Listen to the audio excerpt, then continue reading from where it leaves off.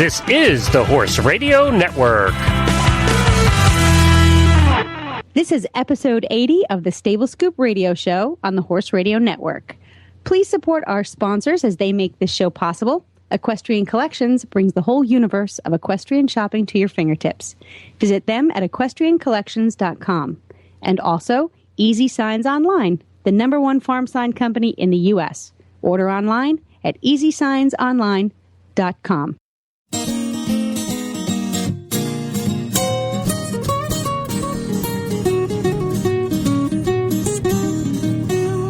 Welcome to the Stable Scoop, with weekly shows delivered right to you. With Helena and Glenn the Geek, live from the stable, it's every week. They'll bring you the news through hail or high water, while using their tails as their own fly swatters. So sit on down and laugh till you poop, cause it's time again for Stable Scoop. Stable Scoop. Stable Scoop. Stable Scoop. I'm Helena B. And this is Jennifer. And you're listening to the Stable Scoop Radio Show on the Horse Radio Network. Desperate Horsewives. Woohoo! We finally get our chance. So, for those of you who don't know Jennifer, she is the quintessential horsewife. Jennifer, tell us how you got here and who you are and who you're married to. Well, yeah. A long-time professional horse person. Went from instructor to trainer to farm owner to retailer.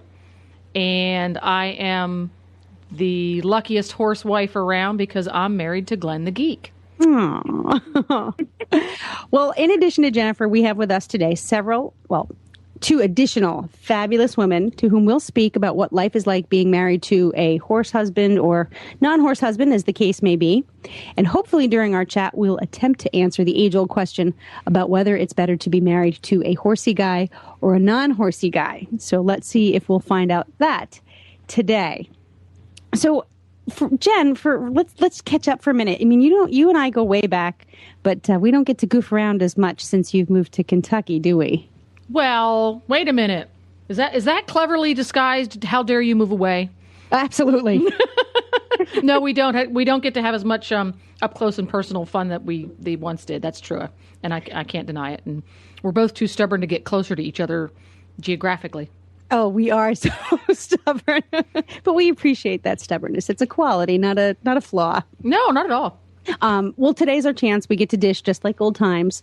And you are married to Glenn the Geek. Glenn is, and he is the horse husband because he's not horsey really himself.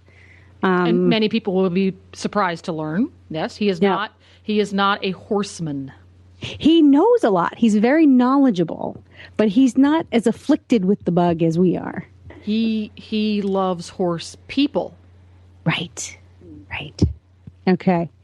And we have two more horse people that he loves. And I'm going to introduce them one at a time. First, we have with us Jessica Phoenix. Jessica is one of the top eventers in North America. So welcome, Jessica. Thank you.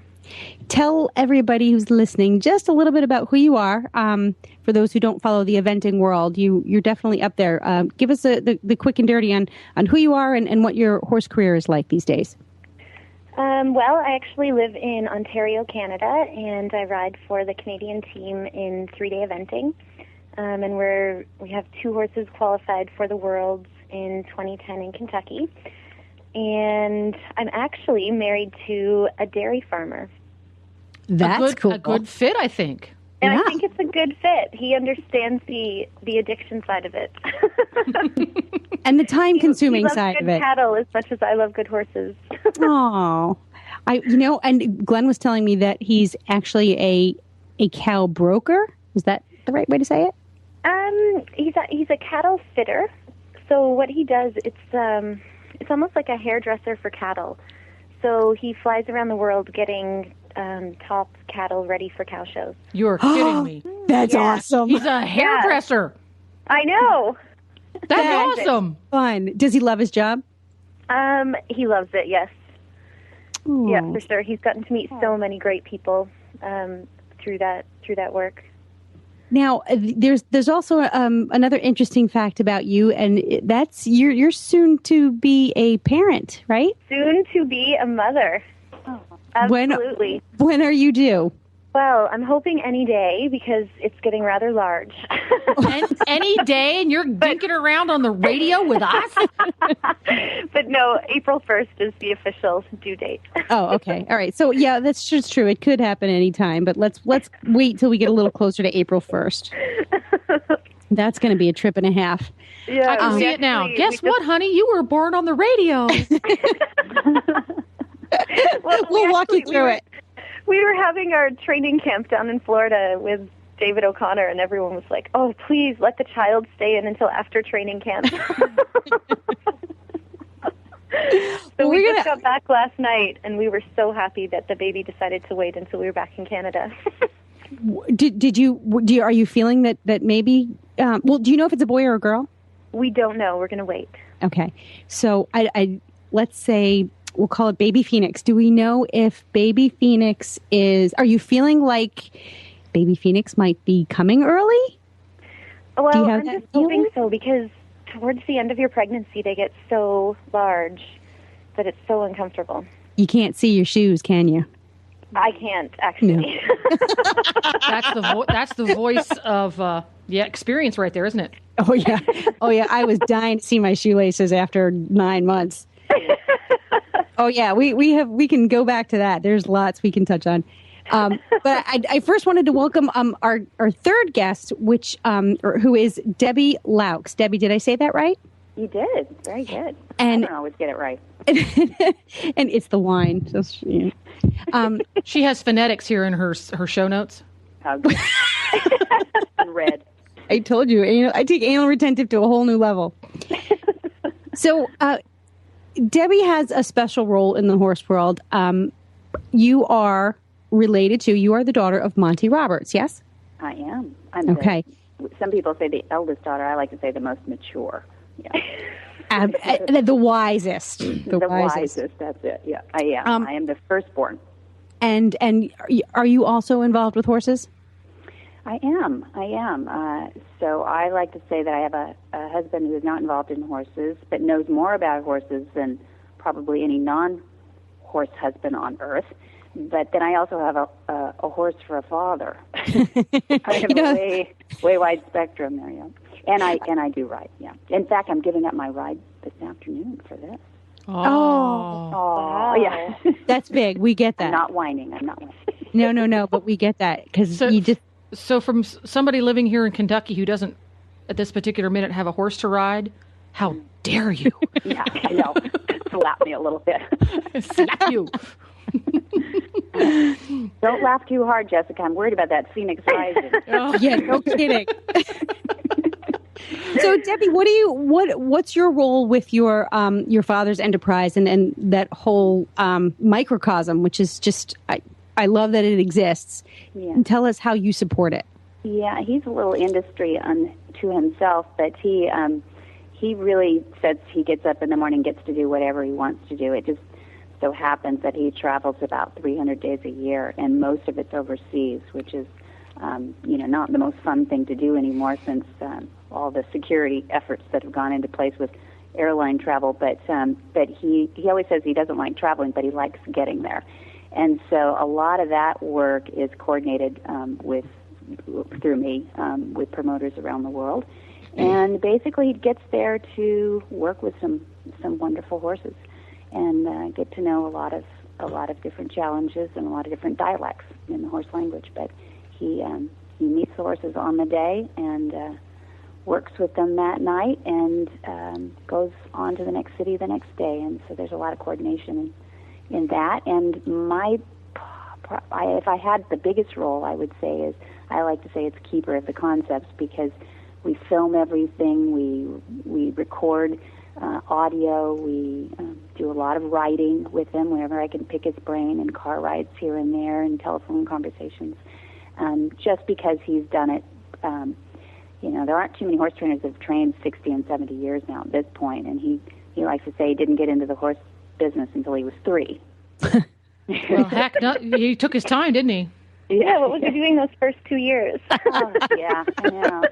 Lazy, just lazy. Again, there goes his credibility. There it goes. So would it be accurate to say, Debbie, that your father does the horse equivalent of speed dating? Yeah, it is like that. You're right. And some people would say he just leaves them in the dust. That's true. Fortunately, we've done a good job of finding really great trainers around the world, and he does leave them to their devices beyond that. But they do have to go through a lot of learning to get to be an apprentice of his. And there's only 20-some in the world right now, and they're quite pretty exclusive club. It is, yeah, it is. So we kind of plop them onto the continents, or they come from the continents and are trained that way. But anyway, it's a lot of fun. It's really fun because it's so varied, an industry that way. Now that sounds like accents. That sounds like a full-time job for you. Yeah, it is true. I'm sure you all can relate to around the clock, though. Absolutely. Do you? How do you, or when do you find time to play with your own horses? You just have to make it. You actually have to carve it out and make an appointment.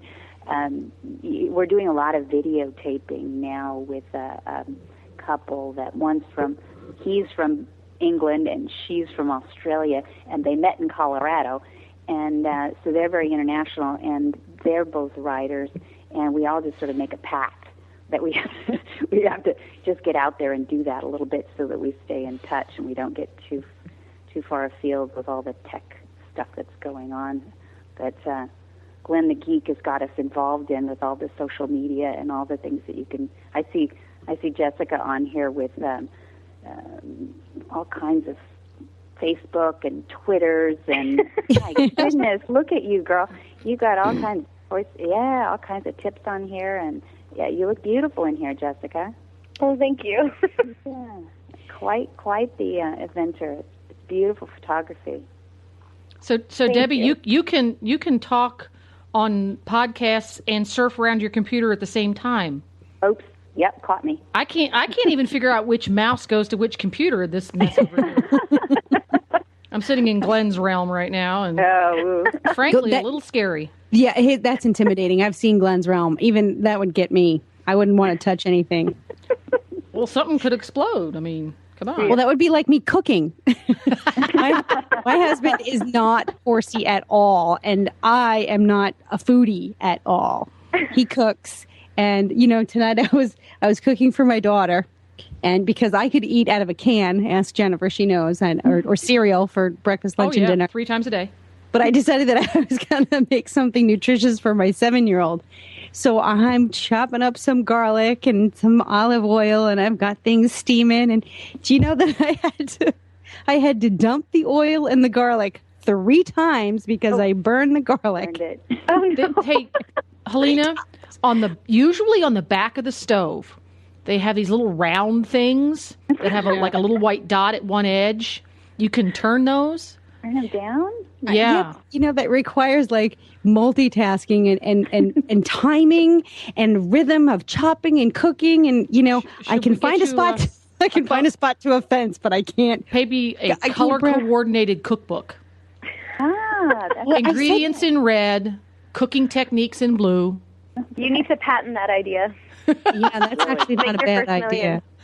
I still wouldn't be able to get it to work. But I said out loud to myself, I said, I just shouldn't be cooking. And my daughter said, "Yeah, Mom, you're right." The 7-year-old. Yeah. Start her early. That's it. Well, Start her early. The 7-year-old has not fallen far from the tree. She has no trouble telling anybody how she feels. I know. You're right. With absolute after sincerity. her father, right? Jessica, I love you. See, look, you've caught on to motherhood already. Yeah. It happens. The minute you feel that first kick, it really, It's all the father's fault. all of it. Just wait till labor. Yeah. Are you going to do you have plans for any kind of drugs or epidurals? Whatever is needed. Atta girl. I am certainly not opposed. It's funny because I like a woman with an open mind. Well, I said, I don't want anything. I don't want any drugs. And then, of course, the first contraction started, and I said, all right, let's go for it. Get me an anesthesiologist. Well, it turned out that she was a Morgan woman. She loved and competed Morgans, and so she comes in and she's got her little bag of drugs. And I said, all right, just tell me one thing before you put that needle in my spine. I said, does giving birth hurt more than getting bucked off? And she said, absolutely. So I said, shoot me up, baby. Just put in an IV. It's the only kind of pain. How do you compare the pain of childbirth to anything else, And here was one woman who could actually compare the two for me. Relate, yeah.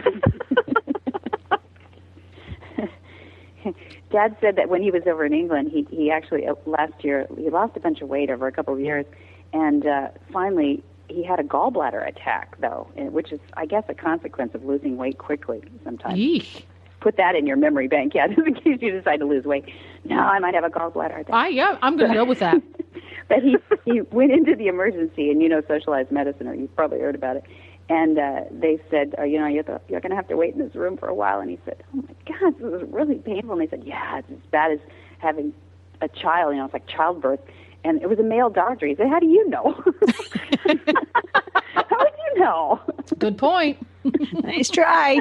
Yeah. Yeah, right. You just ruined all your credibility, dude. Don't touch my gallbladder. Yeah, you should stay away from my gallbladder. That's right. So how do we, here's just a general question to the universe of you three fabulous women. How do you balance time between your significant other and your passion? Your passion. We work in the industry. It's our careers. It's what we do, but it's still our passion. And at the end of the day, we do carve out time for it. But our other passion are the people we love. So what do you do? How do you balance that? Ooh, silence. I know that's a tough one. One. Nothing like starting with the easy questions. Sorry, that's me. Well, I think that it's a huge part of your life, so you have to schedule it almost like you schedule riding your horses when you get that busy, Mm. Does anyone else feel that way? You have to not do housework because that frees up a lot of time. Yep, not cook, not do housework. That frees up a lot of time. However, you know what? I love cooking with my husband. And I think we spend a lot of time doing that. See, that counts as quality time. Yeah, that's quality time. And it's fun because you get to chat and discuss your day. And I love that part of my day. Yeah. Oh, that's nice. So there's something you do together. When my husband and I are together. Well, that's the other thing is you're both traveling a lot. I mean, his job. We both travel a lot, so it's definitely unusual when we get to spend a whole lot of time together. But I'm thinking that will change this year. Do you think? Hopefully, Joel will be traveling less with cows and more with horses. And lots with a baby. That's right. Well, I think it's good because I don't think he really trusts me with the child alone. And how do you trust him with the child alone? Yes. Implicitly? Sure. Yes, yeah. Yeah, absolutely. You'll be surprised, though. Never let him know how good I could be with a child, right? Yeah. Exactly. Don't blow your cover. It's like never learn how to drive the tractor. One of those rules. Yes. Yeah, you're brilliant. You will go far, my dear, in your career. Yeah. Never learn. See, in my case, it's never learned to figure out where the F drive is.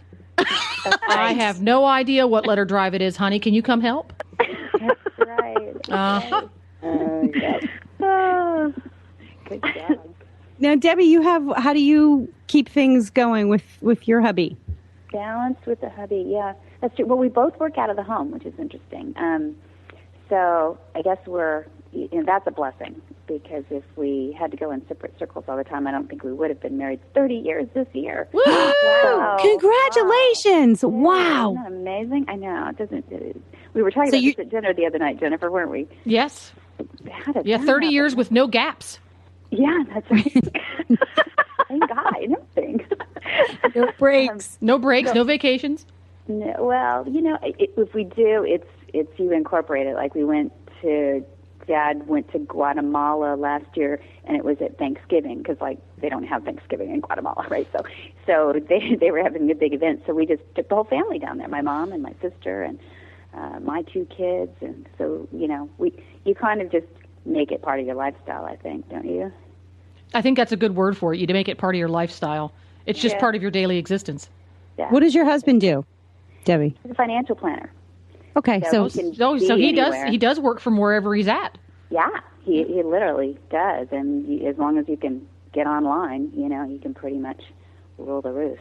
So it's nice that way. I don't know why we're living in California with the taxes this way, but that's where Mom and Dad started. So. There is room left in Kentucky. See, there you go. It was beautiful out there this weekend. I got lucky, didn't I? You got very lucky because we had 3.5 weeks of New England weather. And I think the suicide rate was on the way up. I really do. Yeah, you guys got slammed this winter. You had a tough winter. By Lexington standards, we've had a very tough winter. Yeah. Somebody from up your neck of the woods, Helena, would be going, yeah, right. I know. No, it's actually been pretty mild here. I don't know if it's because of my new location or because I think New England did get a lot of snow this year. Actually, Wilmington, North Carolina got a lot of snow. My cousins got 6 inches last week. So, and how much snow does Ontario, Canada have? Well, after last night, we had a huge snowstorm last night, and we have about 15 centimeters right now. Oh, there you go. Yeah. But actually, Joel was in North Carolina when that huge storm went through. Oh, really? Yeah, and he drove down to Florida with one of his friends, but there were 2 guys that also live in Ontario that he was working with, and they were stuck in airports for 3 days. Yeah. That's frustrating to be somebody who is familiar with snow, driving in it, traveling through it, and then be stuck in an area of the country where they're completely paralyzed by a few inches. Yeah, it was completely shut down, and then they flew up to New York, and then they had a connecting flight, and that was 2 days after they were supposed to leave, and then they got stuck in New York, and it was awful. Oh, he's home now, though, yeah? Actually, we just got home from Florida. We drove through and got home last night, and then this morning he had to fly out of Buffalo. And so he should be in Wisconsin now. Boy. Yeah. Those cows appreciate him. Those cows have to love him, right? That's right. Must love him. Oh, so you guys cook together, and that's actually, what's great about that is that it's really easy to do, and you can steal 20 minutes, a half an hour, no matter where you are. You don't have to schedule it. It's a nice, and you're going to do it. You got to eat. Right. You have to eat. That's you can't right. put it off. It's not like working out together. You can put that off. Right. What do you do, Jen? How do you and Glenn share good time, quality time together? He talks, I listen. Yeah, he's a talker. Well, he's a talker, and I'm a listener by nature, and it works really, really well because I like to listen about, what is going on in his really exciting and interesting life and take it all in. And, because at the end of the day, when I come home from work, all I want to do is become a vegetable. Yeah. And it works out really, really well for us because he's all excited about what's going on in his day. And because he works remotely, his whole world is electronic. He doesn't get to see a real living, breathing human being. Until you kind of come home. Until I come home. And then he lays it all on, and it's very exciting. He talks a lot. Yeah, I'm a person to talk to. It's like when you have little tiny babies, Jessica. You start talking to the furniture. Yes, yes. And he lays it all on. But we are both adventure crazy. Oh. If he gets cabin fever a lot for obvious reasons, and we both love adventures. We will go do the weirdest stuff. For a long time, we were really into tractor pulling contests. And anytime we could find a tractor pull, we just go. It didn't matter how rinky-dink and dumpy was. The biggest class of the day was modified lawnmowers. And we go do it. It'd be a blast. It didn't matter. Just find something to go do, preferably out of doors, just because we can get some fresh air that way. So I think that's probably how we spend our quality time together, that takes the place of his passion, this electronic communications world, and my passion, the horses. We both have the adventure in common. Yeah. Yeah, you're open to new. You do that. Both of you get excited and enthusiastic about new things, unique things. Sure. We'll go to car shows, car and boat shows. You know, they have those at big venues where people go and buy boats and things like that. We could care less about a boat, but we'll go to those just because it's really fun to talk to the salesman and to meet all the people. Just for hoots and giggles, we really could care less about the boats. But you go and you get a soft pretzel and you spend the day looking at the weird boats and playing with the fishing rods. And there you go. That's awesome. And cooking is not an option because the two of us both like to kind of play around in the kitchen, but we like to play around in the kitchen separately. Ah. Yeah. Like one bakes and one does entrees, or? Glenn loves to cook. I think in a previous life he was somebody's Jewish mama. Yes. Varying. When we lived in Pennsylvania, we had a very large house, and the reason we had a very large house is so he had a place to invite people so he could cook for them. And he still has that passion, and whenever we can, we invite perfect strangers over and cook for them.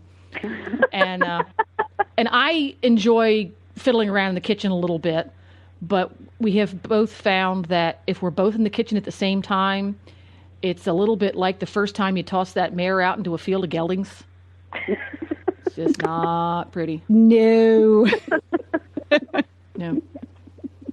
So I guess for us, the short answer is we just take a dart and throw it on the wall and see what adventure pops up, and that's what we like to do. Hi, Glenn the Geek here. The ladies will be back to speaking about me again shortly, but first we have to talk about our friends at Equestrian Collections. It's our favorite shopping place on the whole internet, and Equestrian Collection brings the whole universe of equestrian shopping to your fingertips. Their easy-to-use website offers hundreds of products for you to choose from. Whether you're looking for apparel for you or your horse, saddle pads, supplies, or equipment, Equestrian Collections has it all. One of the great things about Equestrian Collections is that they know riding and caring for your horse takes up lots of your time. So EquestrianCollections.com is ready there for you anytime, 24/7. And, you know, another nice feature about EquestrianCollections.com is they have a large sale and closeout section. So if it's a bargain you're looking for, log on to EquestrianCollections.com and take a look.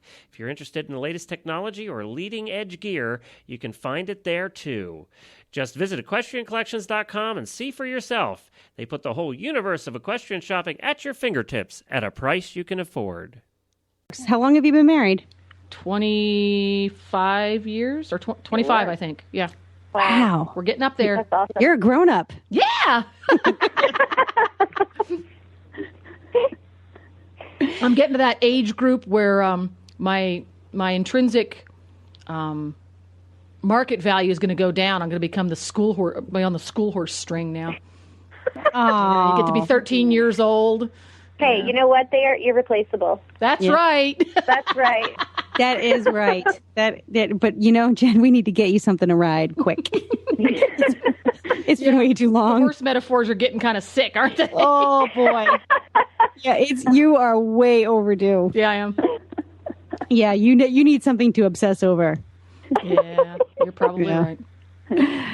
Well, my husband is non-horsey, like I said, at none at all. But I've learned something after moving to this new little mini farm that we have. He's decided that I don't know if you've ever watched The Real Housewives. Well, it's one of my guilty pleasures, and I forced him to watch The Real Housewives of New Jersey last year, and it's kind of. You know, he got into it because he said, you know, it's kind of like when you're driving down the highway and you see a car wreck, you have to slow down and look. Anyway, one of the husbands said, you know, happy wife, happy life. Happy life, that's right. And I think that really hit home with him because he has taken it upon himself to find a fence installer. He's looking into having some stalls built onto our barn.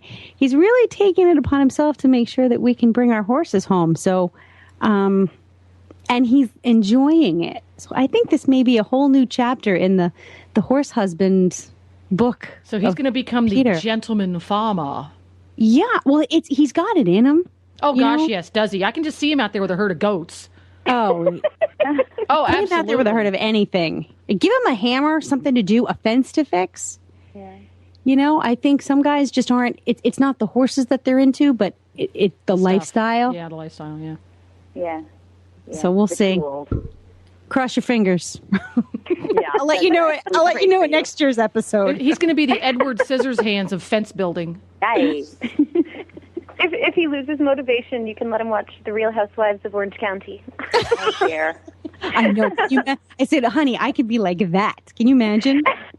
Actually, that's where I ride, out at Coto de Casa. It's actually, it looks like it's Laguna Beach or something, but it's actually Coto de Casa, which is about 30 minutes inland.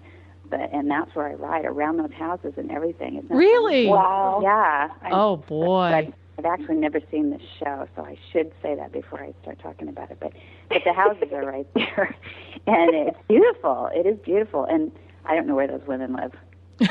Good. Keep it that way. Yeah.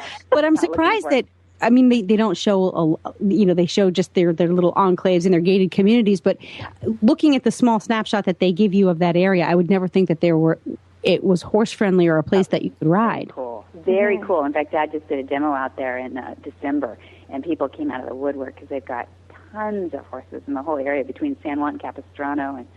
And, for Southern California, it's kind of a magnet for tons of horses, and it's beautiful. And you get the year-round beauty, too. Yeah, It's a okay. little bit hot Just out stick the there. knife in and twist it, Debbie. Sorry. Yeah, right. Oh, you're right. Sorry, zip it. I know. Yeah, that's really good to know because I never associated Southern California with horses like I would Virginia or Most people Kentucky. don't. Yeah, Yeah. No, most people don't, I don't think. But, it's just a lot of people here, so it's not even fair that way. It's just So fits Southern the scale. California is the quiet horse community. Maybe that's it. Yeah. Hmm. It's probably the only thing about California that's quiet, It's and or quiet, sunny. Yeah. Now, Jessica, are you living up in Canada? Are you in Ontario now? Yes, we're in Ontario now. And is that horsey? It's very horsey. Yeah, I grew up in a place called Uxbridge, and it's extremely horsey. Like every other driveway is a horse farm, and it's just full of a ton of horse people. Like within an hour, there's whatever you could need, like whether it's eventing, dressage, jumper. Oh, so it's a wide it's, variety. Yeah, quite a variety, and it's a great place if you're involved with the horses, for sure.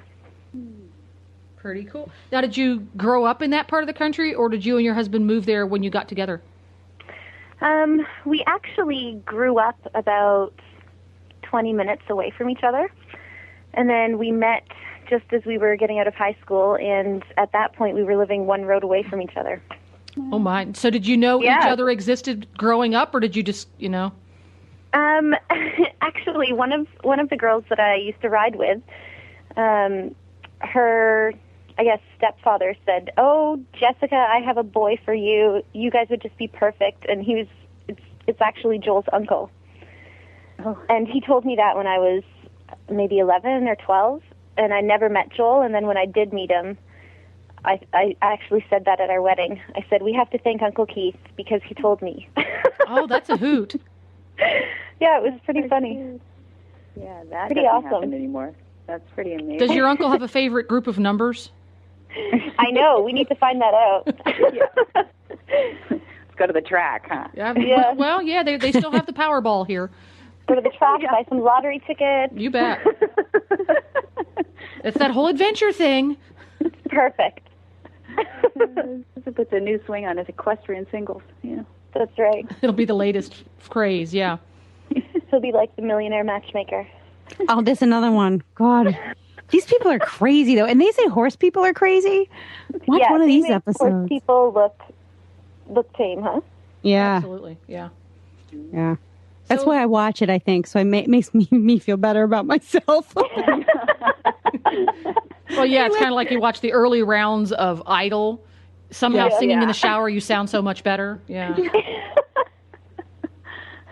And then, I've discovered, too, that if you go on YouTube and just start watching random horseback riding videos, it helps you feel better about how you ride, too. That's true. I've seen a few of those jumpers.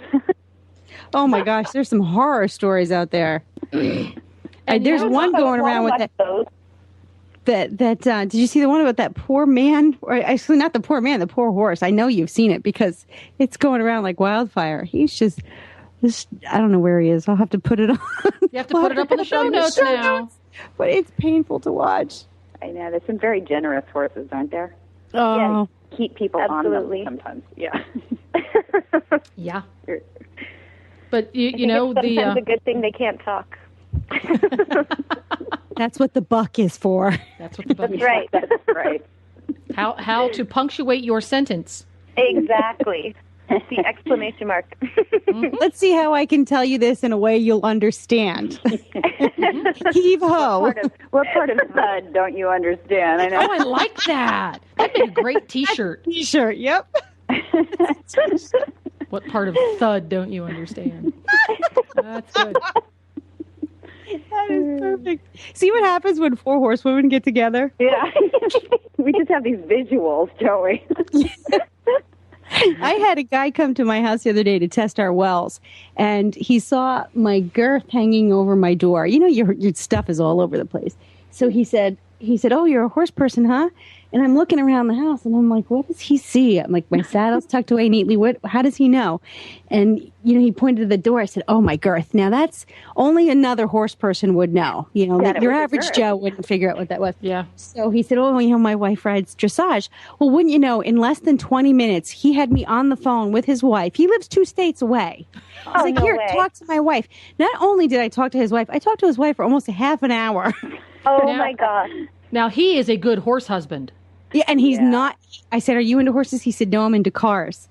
But he said, "My wife can talk to anybody about horses." And honestly, a half-hour conversation with a woman I've never met or spoke to. But and the brownie points he got for making that connection. Oh, he got gourmet dinner and then some. He might get a new car now. Yeah. it was. I'll never meet the woman, but you know what? It's like, who can't talk about horses? Yeah. We had plenty to talk about. It was interesting. Like, my husband just said. Have Jessica and Debbie, has your better halves ever done that kind of thing in that they meet some random human that has to do with horses and connected you up with them just for hoots and giggles, just because they thought you would be interested? Oh, For sure. For sure. Just to see their faces light up, you know, it's pretty cute. Or people sit you randomly or not randomly, but strategically at weddings and things, just because they know that somebody else is a horse lover, and they know that you're done for the night. You get to talk the rest of the night. You don't have to talk to anybody else, don't they? That's what they do. Yeah, never an awkward silence. Never.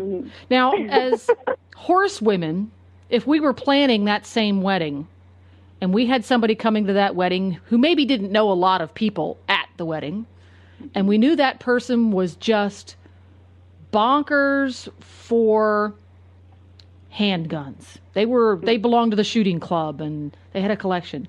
Would we make an effort to find somebody else at that wedding that they could sit with the same way we would somebody else who had a horse passion? Can you pick something besides handguns? I can't get into that analogy. How about this? Passionate about basketball. Fine. Okay. There. How's that? Yeah. Better visual. Yeah. Well, yeah. You know why? Because once you're passionate about something, you can understand how someone else could be as deeply passionate about something. Yeah, I agree. Yeah, that's true. You think so, Debbie? See, I'm such a slug. I wouldn't bother. Don't do that. Only if we know. I'm a slug.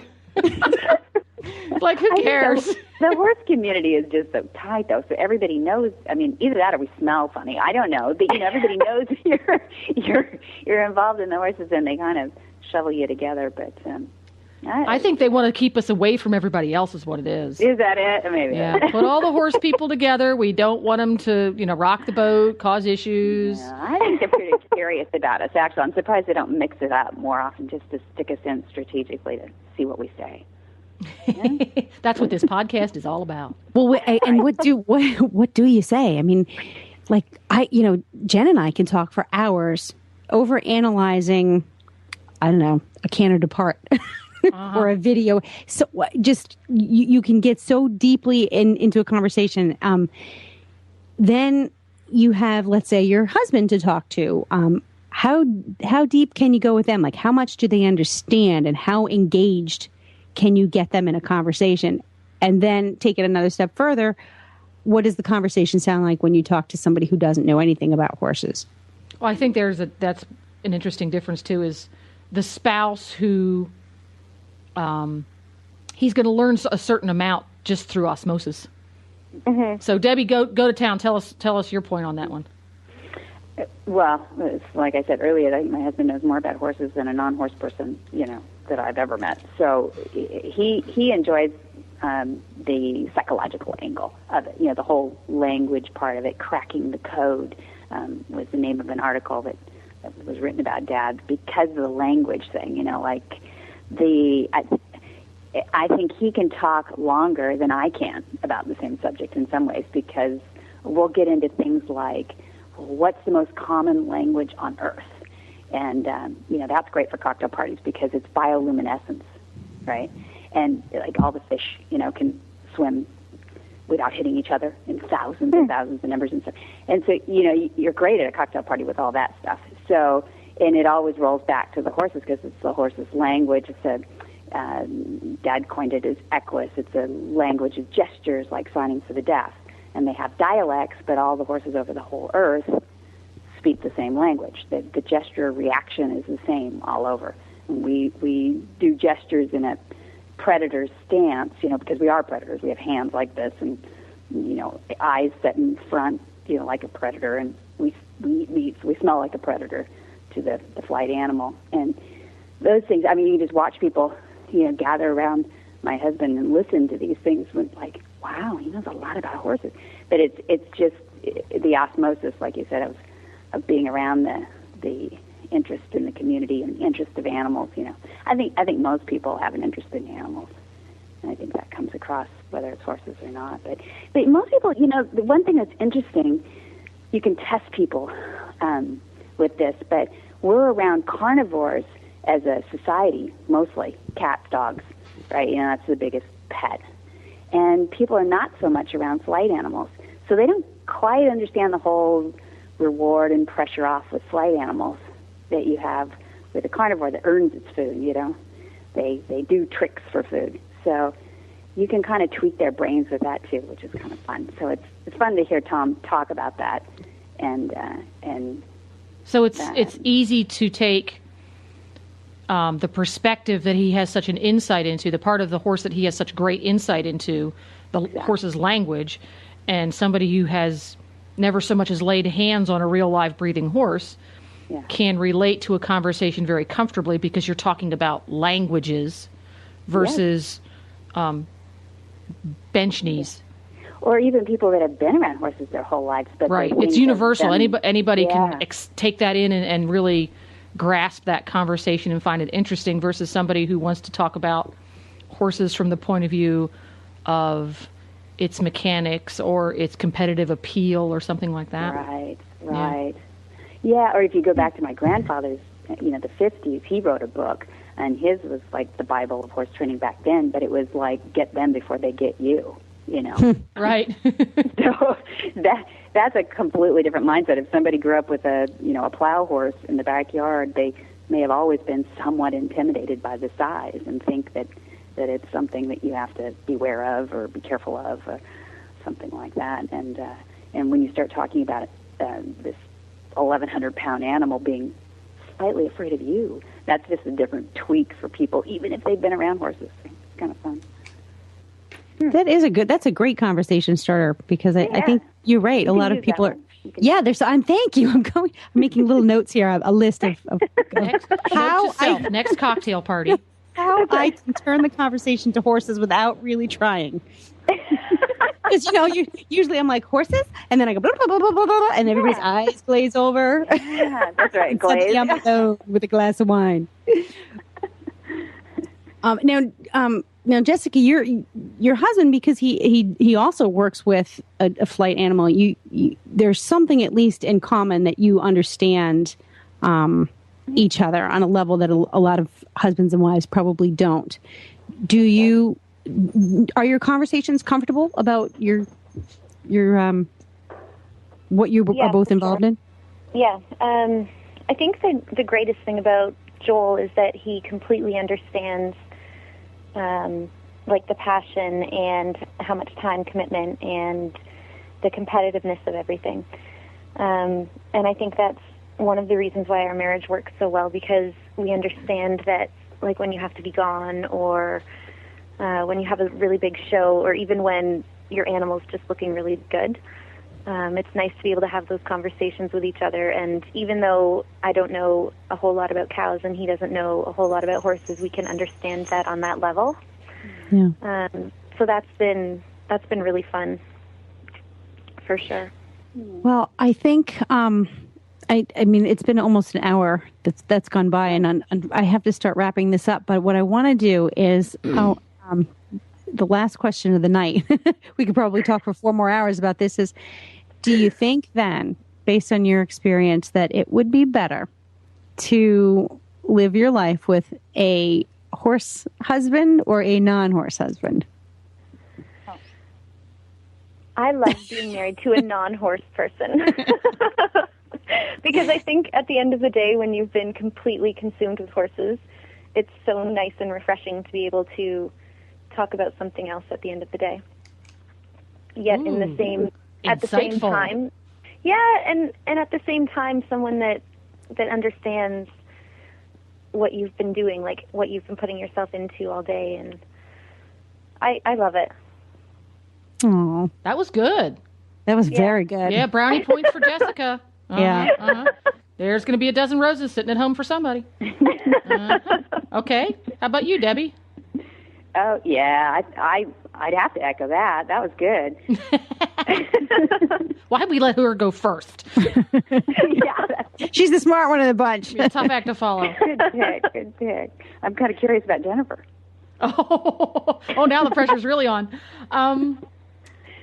I think it's better to be married to somebody who shares your passion for your life, but not your passion for your obsession.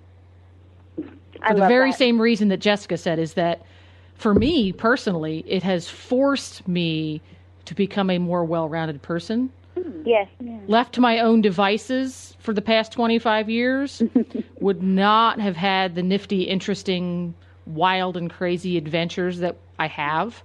Yeah. I'd be very happy in my own little horsey world, but I don't think I would not be as good a person for it, though. So I think having gone outside of my comfort zone because when we met, I don't think he'd ever touched a horse and really did never want to. I'm very glad I went that route. And Helena? There's a yin, and I believe in the balance, yin and the yang, all things in moderation. So I think I like what you said, Jen, that if your husband is supportive of your life, but not your obsession, he's got his own thing. There's a balance there, and you achieve. It's like two different parts come together, make one whole. I think that pretty much sums it up. Doesn't that sound sappy? Yes. Wow, aren't we? Wow, ladies, we are excellent.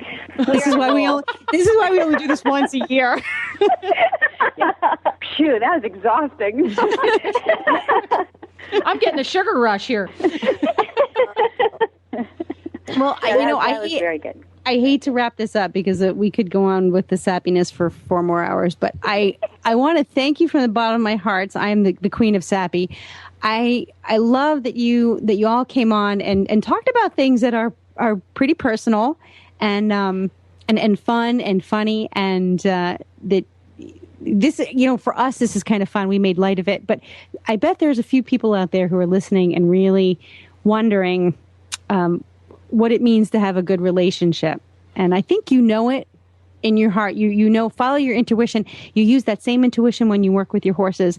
Turn that intuition on yourself and on your own relationships.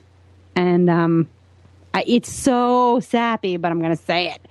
Follow your heart, because it knows what it's talking about. There you Completely.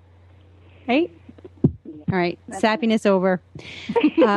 Please direct all hate mail from those couples who are both horsey to Helena B. at... That's right. To Glenn. Send it to Glenn. Send it to Glenn. Geeks at horseradionetwork.com. So again, thank you to Debbie Laux, Jessica Phoenix, and Jennifer, queen of all horsewives. Thanks to all of you for joining us today, and we will reconvene next year at this time. Yeah. Perfect. You got it. I loved it. All right. It was fun. Thank you, Helena. Thank you, everyone. See you next time. Bye-bye. Well, another Desperate Horsewives episode under our belt. That was the second annual one. What do you think? It is sure to become a classic. It was pretty good. We did all right. That was a lot of fun. Yeah, you're good. You're natural at this. I have the gift of gab. Ask anybody. I know. So we had, and I think I didn't do a very good job of explaining exactly who we had on. I introduced them, but Debbie Laux is horsewoman and wife of a horsey husband, sort of, even though he's a financier. She also happens to be the daughter of Monty Roberts, so she is definitely involved in the horse world. And then Jessica Phoenix is a 3-day eventer. She's from Ontario, Canada, if you didn't get that from our conversation. So she's juggling marriage, soon-to-be motherhood, horses, teaching, and, of course, life in general. But I wanted to just read this quote that Jessica had on her website, which I thought was really, really sweet. She says, "Competing and winning gold for Canada has always been my dream.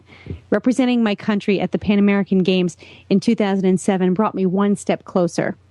As a profession, I teach and train riders and horses, allowing me to connect from the grassroots right up to the highest level of competition. I feel that by realizing my own dream, I can best help Canadian equestrians of the future reach theirs." Oh, isn't that nice? Insight. I thought that was really nice. With sincere insight. Yeah. So I think that little baby Phoenix is going to have a great family. Yes, I think so. Yeah. All right. My wine is done. How about you? Well, you timed that perfectly because I got just to the bottom of my glass of wine as we were getting finished up there. And I cannot speak a complete sentence if I start a new glass of wine. So you sure that's not the chocolate? Where are we at the chocolate? I finished the chocolate 10 minutes in. Are you kidding? Stupid me. Gee, what are you thinking? Well, like I said, another Desperate Horsewives episode. Jen, I love that we get the chance to blab a little bit. Lots of fun. Next week, I have absolutely no idea what Glenn has in store for us, but join the club. You can check out all about this week's episode. You read our show notes at www.stablescoop.com. There is a link, a feedback link on our website. We'd love to hear from you. See there. There's my glass of wine talking. Yeah. There is a feedback link on our website. We would love to hear from you. Love feedback. Please, we love to hear that we're doing a good job. You can also follow us at Twitter. Horse Radio? What's our... This is why I don't host the show. I'm just the measly co-host. You can follow us on Twitter, but visit us at stablescoop.com. All the information about where to follow us, how to get the shows will be on our show notes. And you can also listen to all the great shows on the Horse Radio Network at www.horseradionetwork.com. One click gets you all the shows. Please, don't make me talk about it. And we'll be back next week with... Stable Scoop Radio Show? Almost. I'm supposed to say, well, this is what Glenn does. He says, we'll be back next week with, and then I say, the scoop. Oh, okay, let's try that. Okay. So let's do this again. Ready? Be sure to visit all the great shows on the Horse Radio Network at www.horseradionetwork.com. And we'll be back next week, Jen, with the scoop. Woohoo! Nice job. Scoop. And that's a wrap.